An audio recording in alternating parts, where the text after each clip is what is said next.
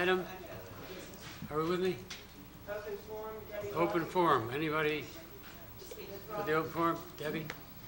Ms. Russ?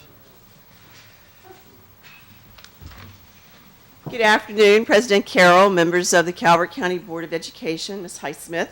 Happy New Year. Happy New Year. Same to you. I am still optimistic that we will get a ratified contract for teachers in the very near future. Things don't always turn out the way you expect, but you move on, and we will. And I do believe that we will get a contract here in the next 6 weeks anyway, if not sooner. I will say that it is difficult for us to negotiate when money's not on the table and teachers are working harder than ever. And I say that every single solitary time, but they are working harder than ever. We do need something of value in this contract for teachers. Next thing I want to talk about is that I wrote an email to the members of the Calvert County Board of Education about having CEA having an integral role in the selection of the new superintendent. I heard back from 3 of you, 2 of you I did not.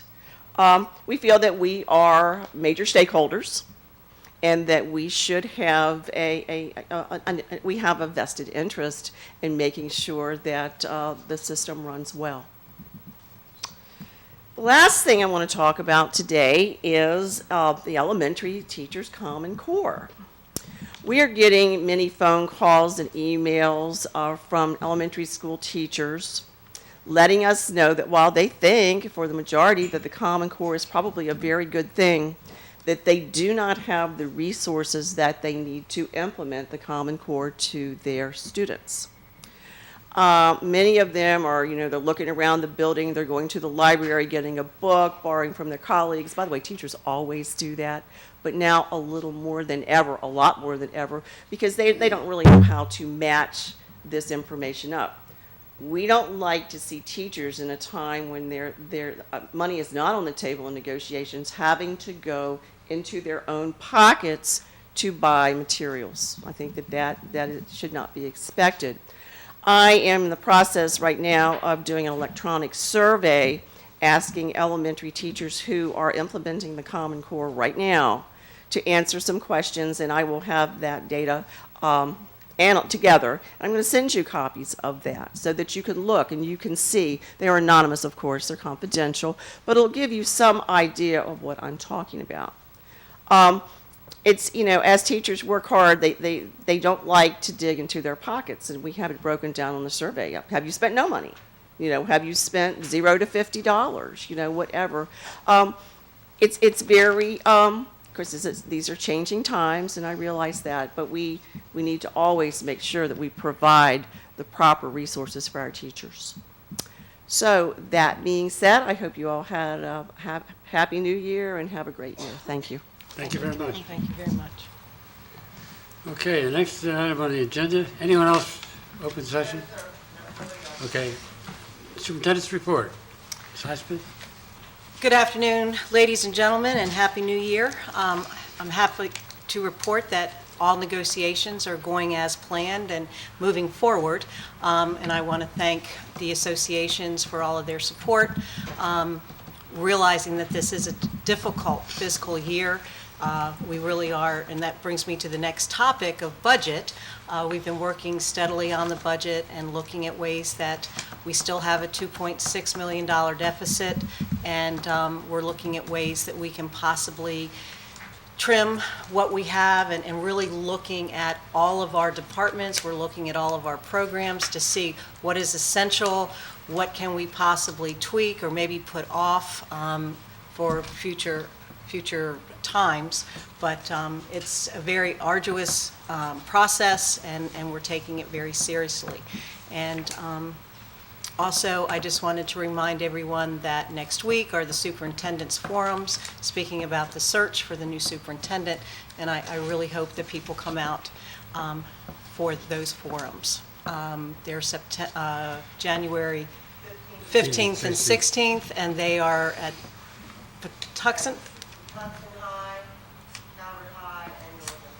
Patuxent High, Calvert High, and Northern High. So please come out. thank you very much.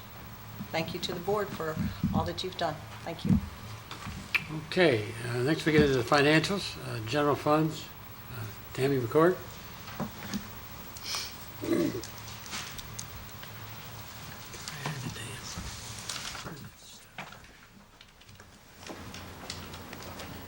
I've asked Ms. Jewett to join me for the budget discussion. She assists me tremendously behind the scenes in the compilation of the budget and the budget development processes.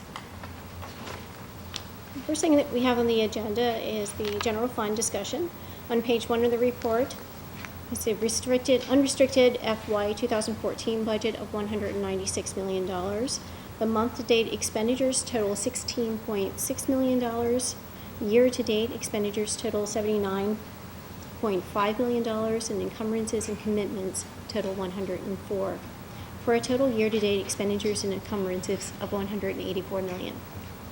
Month-to-date revenues received total $10.8 million, and year-to-date revenues received total $83.3 million. There are several budgetary overages that you'll see within the report. The first is in legal services, and we'll address that in a little bit with budget adjustment proposal. The other two are within the fixed charges category for health insurance and social security costs, and those are costs that need to still be reallocated to our restricted funds for our grant-funded positions for the associated costs there. Are there any other questions? Just if there's any problem areas that they're cropping up that you've identified, or? Just the one I just spoke of, and we'll address that in just a moment with the budget adjustment. Okay. Next are the trend charts. For the general fund expenditure trends, percentage of budget committed, we're at 93% of the budget has been committed. For electricity, total expenses month to date were $245,000, and year to date were $1.4 million. Heating oil, total expenses for the month were $57,000, and year to date were $117,000. Propane gas, total expenses for the month were $7,938, and year-to-date were $14,000. Water and sewer, total expenses for the month were $25,000, and year-to-date were $85,000. For telephone, total expenses for the month were $23,000, and year-to-date were $121,000.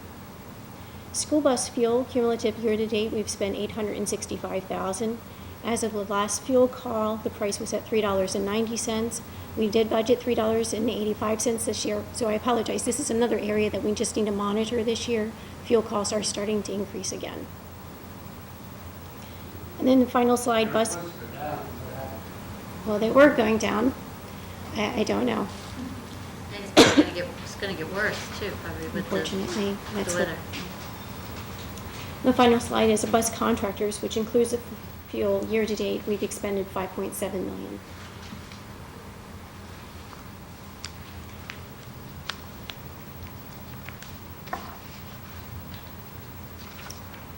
Moving on to our restricted funds report.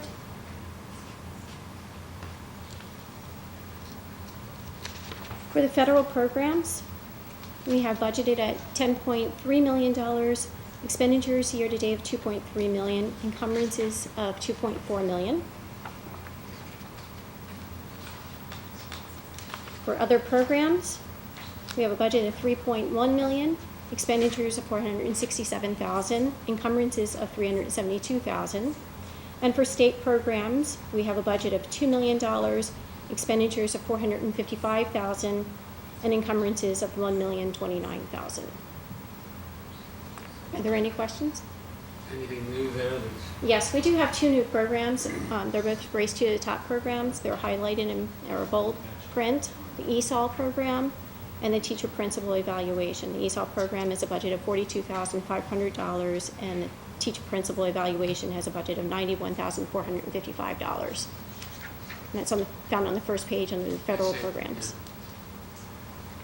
So Tammy, what is the procedure when there are balances left in some of these general fund programs? And the other categories, Yeah, the that non-federal other and non-state, categories. they can roll forward to the next fiscal year. There is no restriction in the majority of those that they be spent in the current fiscal year. It's still under the tidings amendment, right? That's done? Yes, I believe so. yeah. We have until September 30th of 2014 to spend those funds. On the Race to the Top funds, yes. The race to the top, right? Correct. But some of the other ones that do have a balance, I'm just talking, if we chose to pay something out of, a particular program, that runs through your department? The actual payment does, but the decision to utilize those funds is managed by different persons. For example, the bequeath money, if I had a need to utilize that to support a program within the school system, I would always approach the superintendent to find out, is it appropriate to utilize, and do I have your approval to utilize the bequeath funds? For example, we only utilize those funds for one-time sources to support a program. And aren't there stipulations based on when the bequeath was made, and how they would like the money No, spent? the way we actually get those funds are from estates, that there are no heirs to the estate. And there's no stipulation how they want it to be spent? Okay, because in these hard times, that they're not really rainy day funds, but I would think that we should, Some of them are earmarked for specific for one-time purposes. thing, for one. Mhm. We do. Yes. Okay. We have used some bequeath We funds this have. year. And there's other fund balances that show up there that I think, just don't want to be too hesitant about spending it if there's no restrictions on them. Correct. And we're currently going through the process, and we'll talk about that a little bit more when we're discussing the budget. Moving on to the construction fund. For Calvert High School, that was the only project that we had any expenditures on in the month of December. We had current payments on prior year encumbrances totaling $17,276, and current year expenditures of $1.6 million. Under the cafeteria fund, this report is for the month of November. We had an opening balance of $1.8 million, income of $517,000, and expenditures of $415,000, for an end-of-month balance of $1.9 million. Year-to-date profit of $116,000. So if I'm reading it correctly, like under August and September, the average daily, whatever PL is, participation for lunch, the first number is last year. The second number is this year. Correct. So in all of our months, there's been an increase in the number of meals served, which is Yes. good. Yes. Because it did drop, he just reported that it dropped last year, Yes. but it's increasing now. Okay. The next item on the agenda is for the budget adjustment approval for legal fees. If I may actually read this memo. As a result of the outsourcing of the legal services of Calvert County Public Schools, additional funding is required for this account. A combination of the use of fund balance previously reserved specifically for this purpose, plus budgetary savings in other accounts, are being recommended to be dedicated to these future costs. Based on year-to-date costs, it is estimated that an additional $200,000 should be allocated for this purpose. Additionally, per your request, this budget adjustment would allow for the separation of the special education-related legal costs. So it's requested that we increase the superintendent's legal cost line by $170,000, increase the legal costs within this special education account by $30,000. The $30,000 within special education would be funded via a reduction in the special education service charges account. The funding source for the $170,000 increase to the superintendent's legal line would be funded via a $15,000 decrease in the property insurance account, $58,000 decrease in the workers' compensation account, $7,000 decrease in the vehicle insurance account, and an increase in the use of fund balance specifically put aside for legal services in the prior years of $90,000. So at this time, we're requesting your approval of both this intra and intercategory. Intercategory. It's both intra and intercategorical. So this has to go to the commission. this would have to go to the commissioners. Do we believe this is going to cover us for the year? Well, we don't know that yet. Well, that's what I asked. So, But I asked, had they provided us with well, it's a their little, estimate? We asked them to do that. well, it's a little difficult I know it with is. the upcoming, but no, they have not. They They have have not. not given us an estimate, no. So this is our estimate. Yes. Do I hear a motion to approve? Motion to approve the budget Mr. adjustment. Polinsky makes the motion. Seconded by Second. Mr. Sinelli. Any discussion? Not, I'll put the question. All in favor indicate by saying aye. Aye. Those opposed? Motion carried. Now this, we're in this predicament here because, the way we had our executive staff aligned in the previous administration, we never really had to budget much under this That is category. correct. Since we had in-house. So that is just one of these budgetary issues that, That will be We've had to addressed in the new address. budget. Okay. Next is discussion of the FY 2015 budget. And what, So to add on to what Ms. Highsmith shared earlier, we are facing a budget deficit for next fiscal year of $2.6 million. We shared your presentation from November 21st with Board of County Commissioners on Tuesday, and they were extremely appreciative of us doing so. We're currently in the process of wrapping up our meetings with all of the directors and going over their budget needs and requests as they are aligned with this interim superintendent's budget for next fiscal year. We had a marathon budget session, I guess you could say, yesterday, going through line by line all the directors' requests, trying to refine the budget, ensuring that the needs of the system are being met, however, trying to figure out what we can do differently, looking outside the box, what changes can be made to make sure that we're working more efficiently, still meeting the needs of the academic success of the students. One of the areas that we're looking at as well are the grants, to find out if there are specific needs for next fiscal year that we can go ahead and fund this fiscal year from our grants. In some cases, the Medicaid grant has a $2 million carryover amount that you see on your restricted fund report. Are there specific? That's one-time money, right? It is one-time money, and we have certain one-time needs in next fiscal year's budget as well. Well, if that's the case, yeah, that would. absolutely. That's what I said, this is, in these So we're tight still- times. Oh, sorry. No, that's okay, I'm just saying, in these tight times, we should, But we're still looking at 2.6. Yes, sir. and did the commissioners discuss the fact that the reduction in the northern tier property tax impact wasn't as great? They did. I don't make a difference. But they Plus, said, we're not I- getting it, huh? I understand the state tax is doing a lot better, is it? I Anybody don't else? know. The state, real estate tax? Income tax. Income Income. tax. Oh, okay. I Think about haven't it. heard yet. I can look into that, though. Yeah. So what did they say about the property tax? They said it wasn't as great of a decrease as they had originally estimated. Right. It ended up being a 2.9% decrease instead of, I believe, a 5% Five. They were increase looking is at what we're 5%. looking at. However, they're still looking at a $10 million deficit that they're grappling with at this time. 10? 10. Okay. Is that all we got to say about that today? Thank you. Go find some money. Thank you, Christie. All right, next, George, I think you're on a firing line here. You almost have Calvert High School finished, I think, don't you? We're well on our way. Happy New Year and good afternoon You're not to you. punching out yet, though, right? Actually, we'll begin a good bit of that starting next Wednesday. Good. Yep.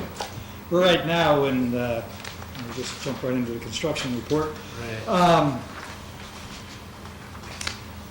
At any rate, we're in the portion now where things are buttoning up. We're having our inspections and so on and so forth, such as electrical, plumbing, and all that type of thing for use and occupancy permit. So we have furnishings, the lion's share of them commencing the week of January 28th, if I've got the Monday right.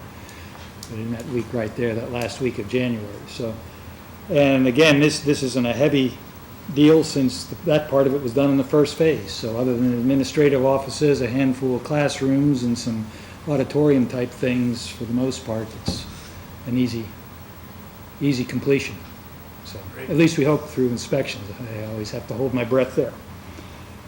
Other than that, and also I will remind everyone that we do have a dedication scheduled for the 30th of March. And Ms. Johnson, the principal, has a kickoff committee meeting here shortly. And she'll begin to line up what that's going to look like in terms of her staff and what they're going to do. And of course, we've got to begin to send out notifications to politicians and such. 2 So o'clock, right? Sorry, I don't have that on my, with me at the moment. But make sure. The 30th, notification will go March out here 30th. shortly. And will there be any kind of occupancy this year of any of the rooms or anything? Occupancy? I mean, is anyone going to utilize the new I have building? Yes, quite frankly, the lion's share of it will be. I know that, first of all, Susan's going to install her staff in there. You have to have them in there. And then I know that the chorus and band folks are very much itching to get into their Right. rooms. At that point, once they do that, that actually opens up that section of what they had been utilizing for us to convert that back to CTE classrooms and that type of thing. Now, the art folks are going to stay over in the Career Center. We'll move her in bulk during the summer, as we will the CTE program. Because they're entrenched there, and there's no sense moving them, plus all the stuff that they have would be a little difficult. That's essentially it. The phys ed department can hardly wait to get out of the trailers in terms of their I can only imagine. locker rooms and such. So for the most part, it'll be used. Super. We're way ahead of schedule then, right? Yes, we are. I mean, it's everybody's saying, "Gee whiz, why couldn't we have it the 1st of January?" Give us a little room there to breathe. I mean, we're right on it. So Done a good job, George. the general contractor has done an excellent job, Mr. Carroll. I couldn't say more for them. They've really handled this very well. Moving on to Northern High School, which will be our next marquee project. The state has, in fact, allowed us to move forward in the DED design phase, if you will. They have reviewed our schematics, gave us some comments. We're dealing with those. Nothing earth-shattering, quite frankly, so we're well on our way there. As you do know, that is one project that we will be appealing when we go before the governor and the Public Works. And I understand now, Mr. Carroll, that'll be you and Mrs. Highsmith. And I assume as much that... That's the megathon. Yes, sir. And that is actually what we'll be discussing. That's what we will be discussing. Get on our knees up there. Yeah. Gene is very good at begging. We've had him there a number of times, so I'm very confident in how we'll make out there. So at any rate, that's predominantly where we are with Northern High School. We had met with staff right before the holiday to begin to give them an idea of what this is going to look like. We put on the plans what we think where they're going to be and what it might look like. And I'm here to tell you they responded to a lot of that and gave us a lot of ideas along the way. We take that all back to the drawing board and make those changes as we see fit, so on and so forth. I think it was a very productive series of meetings over 3 days it took us to go along with staff and the administration staff. On the 23rd of this month, you're going to get to see that for firsthand. It's a good opportunity now for you because it's given staff the opportunity to present to us what they were thinking the ed spec meant to them. And there were some differences of opinions, which we ironed out. And that's always the case, too. And nonetheless, it's all for the good. And at that point, then, it really gives you something to begin to sink your teeth into and compare the ed spec with where we're going. Do you have it early on the agenda on the 22nd? I'm attempting. Because otherwise we may stay there the whole day. Unfortunately, yes. If we get anywhere near that lunch hour, that's the Oh, problem. I know. So if we can get, but I did ask and told them there were circumstances that would be to our benefit and theirs, I put it that way. We'll be Maybe you can quick. help us out. Yes. Also in Northern High School, you'll notice there on the right-hand column, we do have some RFPs out. This is for consulting services for the geo wells. I'm going to drill 2 wells into the ground to see just what those wells will produce so that we know how many wells to design for the school. And also an RFP out for the geotechnical services which are the test borings for us to design the footings, so on and so forth. So now that we have a footprint of the building, we know what to do. So those are out there now. How many wells is that going to take up there? Until we, Hundreds? oh my, yes. We'll be in that 200 range, I'm certain, with a building this size. We do know that. We're going to impact on some fields which we shared with staff up there.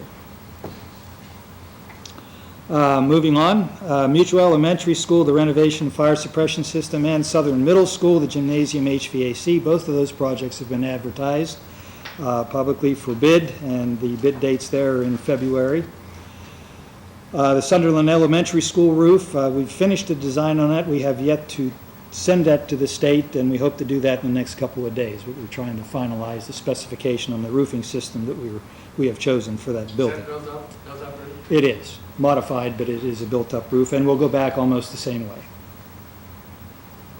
And then the Huntingtown High School sewer project, that's just an ongoing design process at this particular point in time. And I did mention that we are going up to the state in Annapolis to go before the Department of General Services to plead our case for the remainder of our CIP, and that'll be on the 22nd of January. So this was the CIP that we put together last year for this? In October, yes.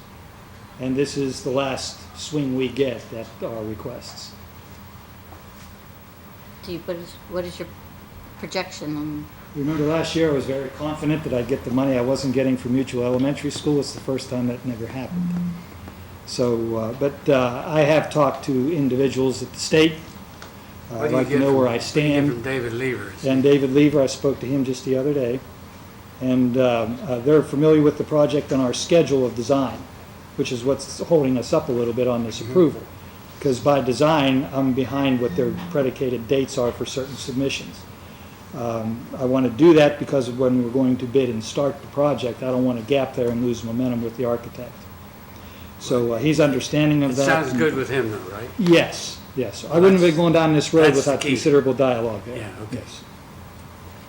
But there's protocol there, and that's what the Oh, yeah, ISC responds to. Absolutely. Any other questions in And terms then the of? county has set aside for us, we're fine with them. Yes, yes. Governor. Matter of fact, they had sent a letter up in, oh boy, when was that? November, I guess, more or less reiterating the fact that they are supportive That of they're it. supportive, okay, great. The next item that's on the agenda, if I may, is a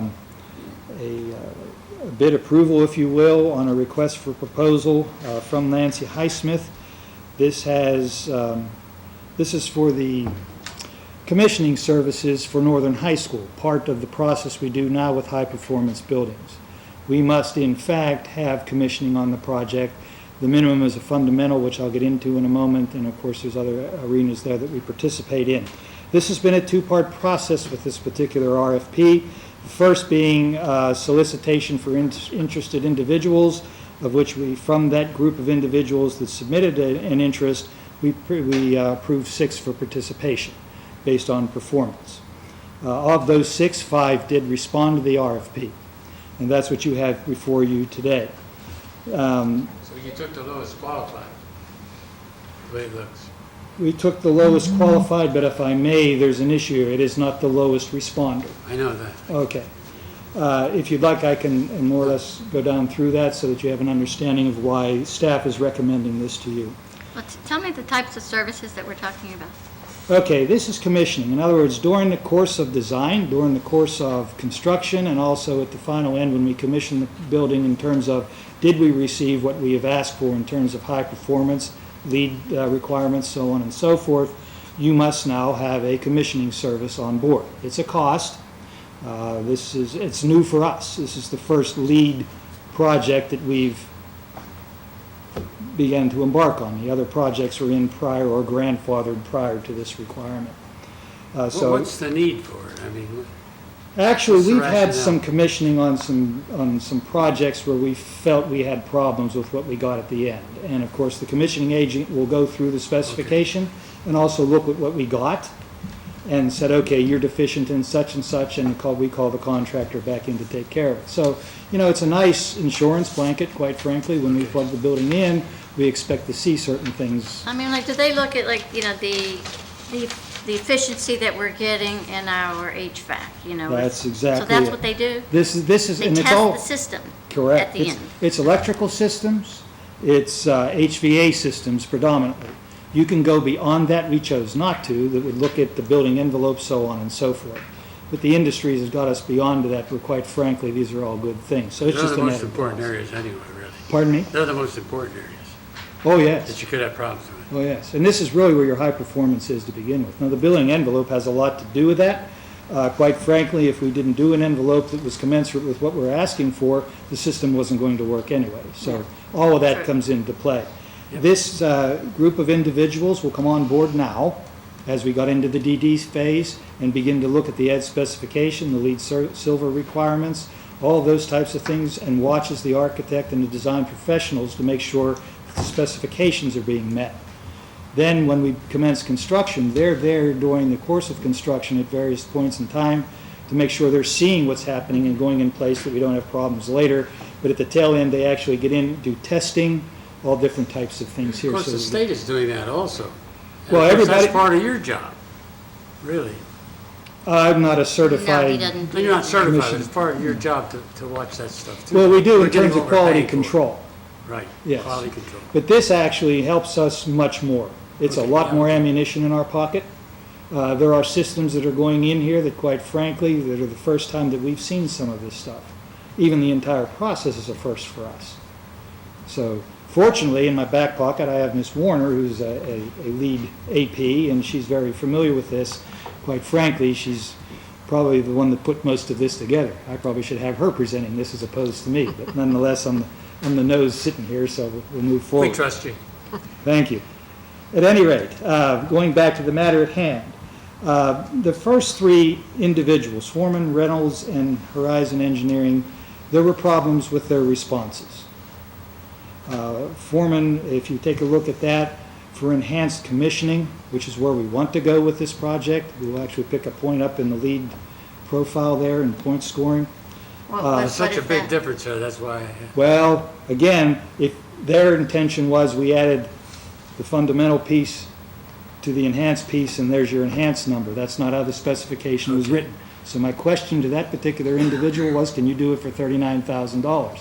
He can't, so Not that limited to the other renders that figures. non-responsive, yes. The others, like I said, in Reynolds' case, it was a lack of response to various elements that we had in there. Again, we pre-qualified these individuals. They could do this work. But you take it to the next step, I don't want somebody in there that if they can't respond to the RFP in a manner that we can judge what they're going to do for us, I don't need you. And in Horizon Engineering, they actually qualified their response. They took exception to the insurance requirements and also had a note in there in terms of schedule. So with that, we decided to move forward into, and recommendation here now before you is for Facility Dynamics in the amount of $145,561. They do in fact meet the requirements of the RFP and are certainly more than qualified to do the work. So with that discussion and that information, I offer that recommendation to you for consideration.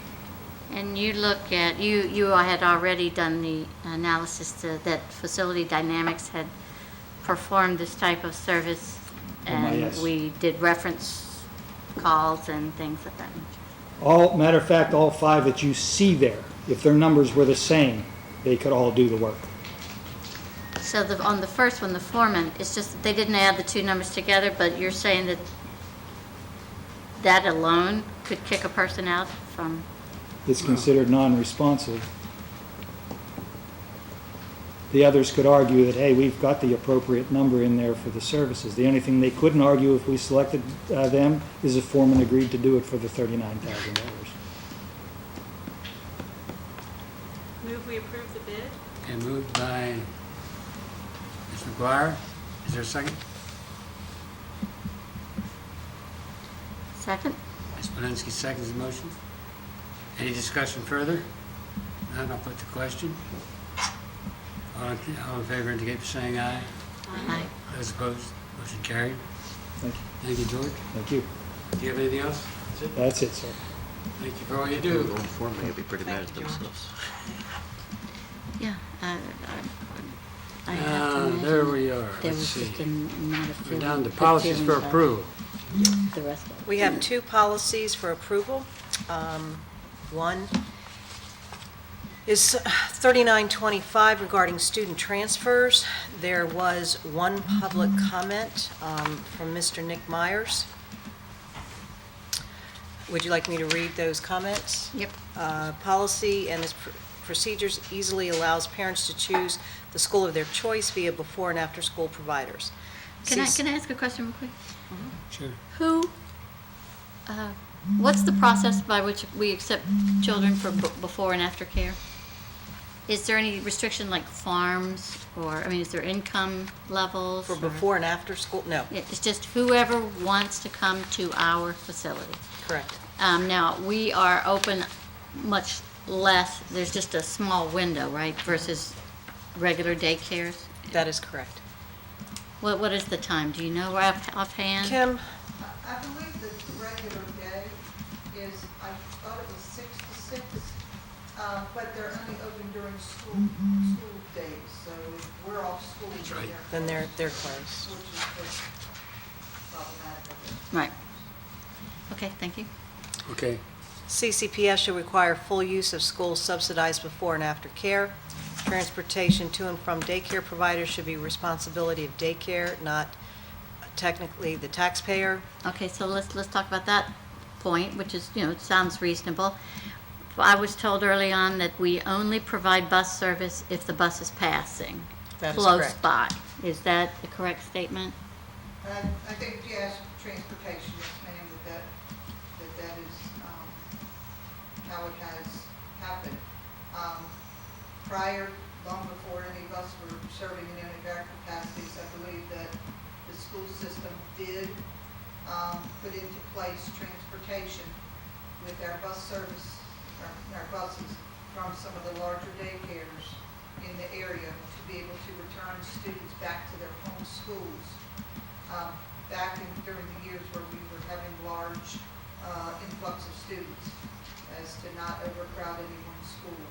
So they had put in place to be able to keep students in their home school, to be able to bus them back to that. So we do have some daycares across the county that are larger ones that have, I think the text reads on the daycare website that if a student, let's use Beach because it's kind of fresh in our mind, if a student lives in Beach's district and attends, I think it's prime time, and attends prime time, then their home school is Beach, that they would go back to Beach. Back.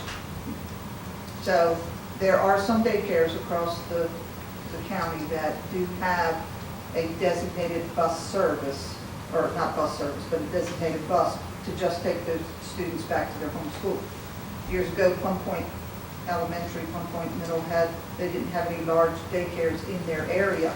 So they had put in place to have a bus come from some of the larger daycares where a Plum Point Middle School student or elementary school student would go there, that a bus would take them back to their home school to maintain balance in enrollment across the schools. So that's been in place since the 90s, I'm guessing, in some cases. We're not talking many bus runs, are we? You know, that probably would be best served as transportation. I don't know the exact number. I know that they occur because of transfers and whatnot, but I don't know how many that is. I mean, it's a valid point Absolutely. that one brings up, and I just wanted us to talk about that. It is a valid point. Low-performing schools and those receiving federal aid have more kids transferring out. Blue ribbon schools have more transfer-in students. Transfer policy impacts redistricting efforts because daycare kids are viewed as a priority in school system. I think that that's an incorrect statement from what we just discussed.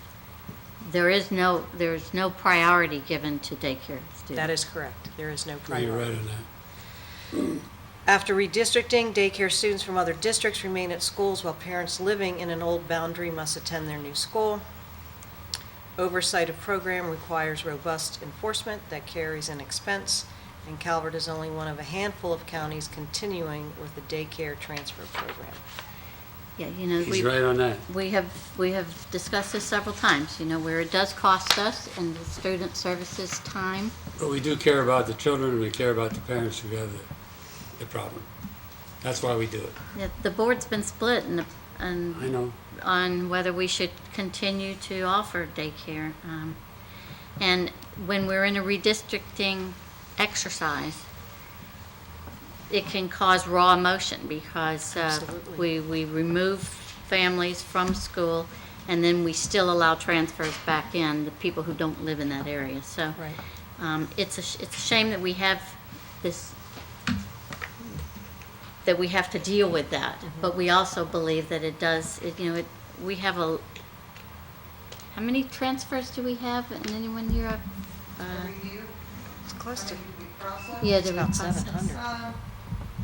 Anywhere from I thought it was, 700 to 900. yeah, I was going to say, I think this past year was 719. This is a sizable number of families who need that service. But you also have to look at how we're positioned as a county and Yes. people where they work, and they're leaving the county. People don't really work in the county, and Well, as so, I said before too, you got a 40-mile long county, 10 miles wide. Wide. It's the way it's configured. It really is. And we also are spread out so that Correct. we don't have a daycare in every corner like some of That's the true. larger counties do, the more populated counties where they don't need to. There's tons of choices for families. And Correct. our families don't have that many choices. So even though I know that there's some who don't want to continue with the transfer policy. correct. Well, I want to continue with the transfer policy. I would like to eliminate the criteria for daycare. And the reason for that is I don't think it serves any educational purpose. It doesn't help educate students any better. And the resources that the system has to use to administer that piece of the transfer policy are pretty extensive.